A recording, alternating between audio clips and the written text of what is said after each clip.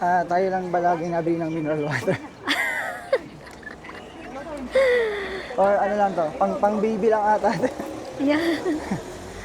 Hindi ko alam eh. Kasi until now, we haven't figured out kung ano ba yung ano nila dito, drinking water nila. If it's okay to drink tap water direct sa faucet, hindi namin alam eh. So, talagang kailangan na natin yatang tanungin yung kapitbahay natin. So, dito lang kami sa loob ng bahay today. And we'll share to you something na hindi namin alam right away nung pumunta kami sa Spain.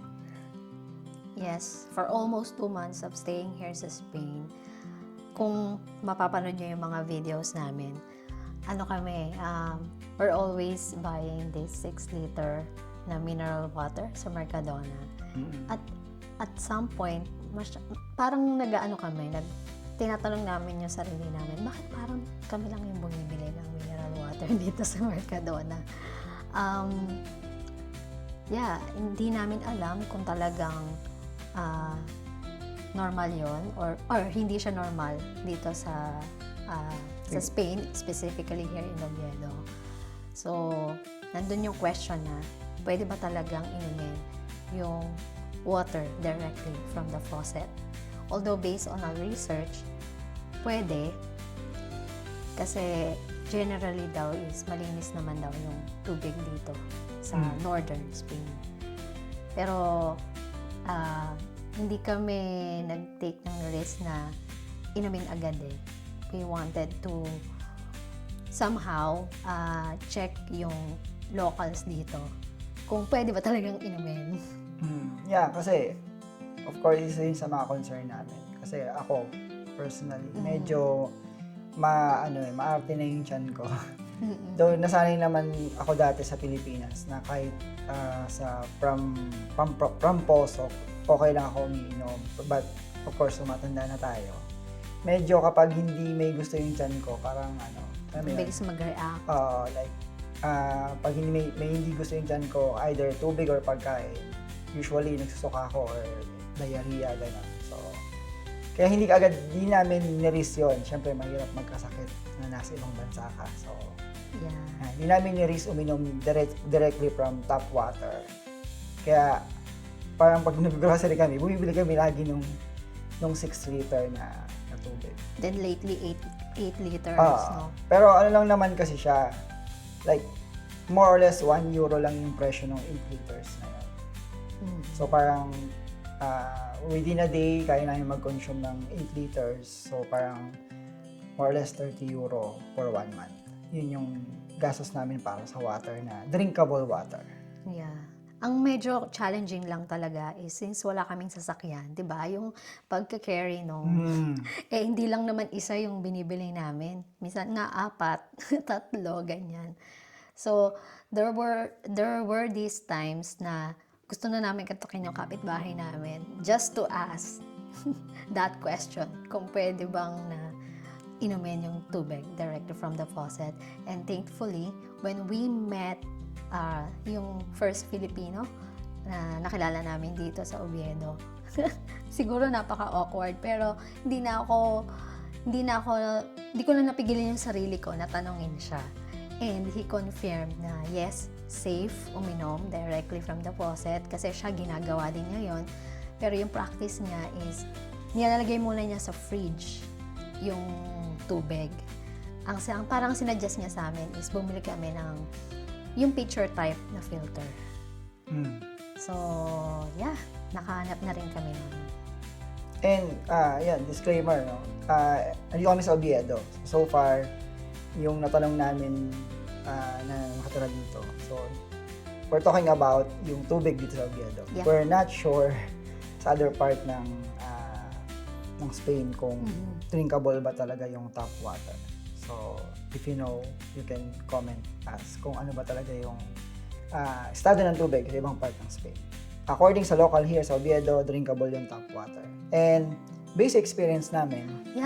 During the brownout, remember, 9 hours, 8 to 9 hours na brownout dito sa Spain.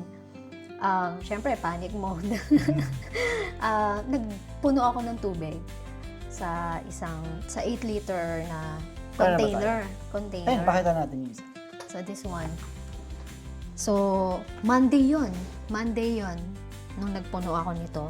So far, wala siyang, di ba kung sa Pilipinas, yung sinasabi natin na tining, I don't know kung ano yung right term. Yung may tumitining. Pero dito wala, malinis siya talaga. Ito po yung binibili namin mineral water sa Mercadona. Pero hindi Dito na sponsored hindi na yan yung mineral water. Ginamit lang namin yung basyo and then dito namin siya kinuha. Ito galing yung tubig. From the faucet. So marami kami tinabing ganito, hindi namin itinapon kasi yun nga, ang plano namin, dito namin iipunin yung mga tubig na galing sa galing sa gripo, tap water. And then papatiningin namin. Pero so far, Wala. sobrang linis niya. Wala kami nakikitang mga like Yung ang tawag doon, parang mga particles, something. Oo, So, wala. kung makikita nyo, di ba, iisipin nyo na parang mineral water pa rin yung laman niya sa sobrang linaw ng tubig. but in the Philippines, kapag ginawa mo to, nag-store ka ng tubig directly from the faucet, tapos nilagay mo sa ganito, yung sa amin, merong parang kalawang sa ilalim. So, ganun sa Pilipinas, pero dito, surprisingly, wala. So, I think, malinis naman talaga yung tubig. And, yeah, ganito yung size, 6 liters, tas ito yung 8 liters. Imagine, tinatransport namin to from the supermarket and back sa apartment with him carrying this. So, ang bigat. So, medyo challenging yung pagta-transport kapag wala kang sasakyan. So now, we bought this picture type na filter, water filter. Kasi nakita rin namin to sa yung sa pinagstayan namin sa Bilbao, meron silang ganito. So parang wow, kailangan talaga nating bumili ng picture type water filter. Nirecommend din to ni Mike. So yeah, naghanap kami. At first, pumunta kami ng Carrefour. Pero hindi namin nakita doon. So, pumunta kami ng El Corte Inglés. That's where we found this. This is almost 24 euros. May mas mura pa naman dyan, di ba? Oo, meron pang mas mura. Pero At meron pang mas mahal. At meron pang mas mahal, yes. Back in the Philippines, meron kaming water filter din. Mas malaki. So, this one, picture type siya. Meron na siyang dalawang filter na kasama. So, this is the filter. Yeah. I think, once a month siya pinapalitan. So, kinumpute namin yung gastos namin for a month na 6 liter. Actually, yung 6 liter is 0.8 euro. So, we can consume this for a day. For a day. Para sa aming dalawa. So, ang laking tipid pag meron kang ganito.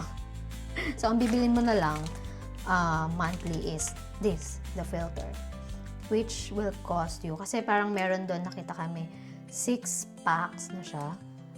So, 41 euros. So, parang lumalabas 6 to 7 euros per filter. So, baka meron pang mas mura. So, di ba? So, papatak 7 euro na lang per month yung magiging gastos natin sa filter.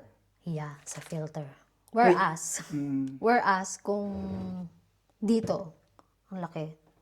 Ang laki ng gastos na 25 to 30 euros per month. Yeah. So far, okay naman. Sa kanya, okay yung taste. Sa akin din, okay din naman yung taste. Then, yeah, mabilis lang din naman siyang bumaba.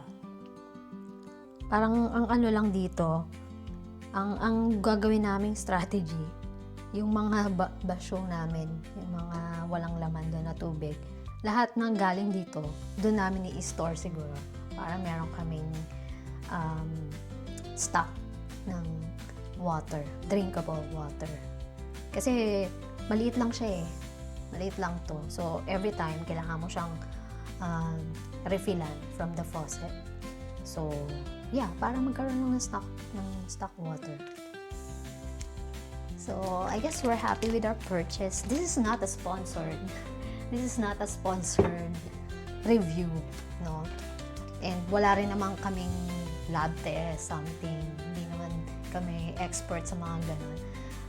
Ano lang, isa lang to sa mga bagay na nasagot. Dahil ito yung tanong talaga namin before pa, nung dumating kami dito sa Spain. At isa sa mga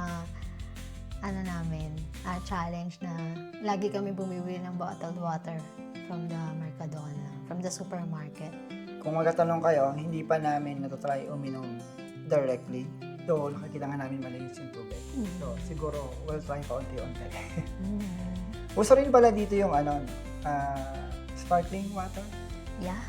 So, marami rin kami nakikitang bumibili nun. So, personally, ako hindi ko gusto yung lasa.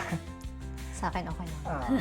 Ang ginagawa ko sa sparkling water, nalagyan ko siya titimplahan ko siya ng vitamin C flavored, like orange or berries. Tapos, doon ko naiinom ng sparkling water. Pero, maganda yung effect ng sparkling water kasi marami siyang health benefits. Kaya siguro maraming umiinom na dito sa Spain or sa Oviedo. Kasi nakikita namin marami bumibili sa Mercadona. So yun, na-share lang din namin kasi baka maarte din yung tiyan nyo sa tubig or mapili din kayo. Or, baka kailangan nyo rin to. Ayun, nabili namin yung sa amin sa El Corte Inglés. Pero meron din sa Carrefour. Oo, meron din. Hindi lang siguro talaga namin nakita. And that's it. If you want more contents like this, please again like, share, and subscribe to our channel. And see you again in our next adventure. Hasta luego! Hasta luego!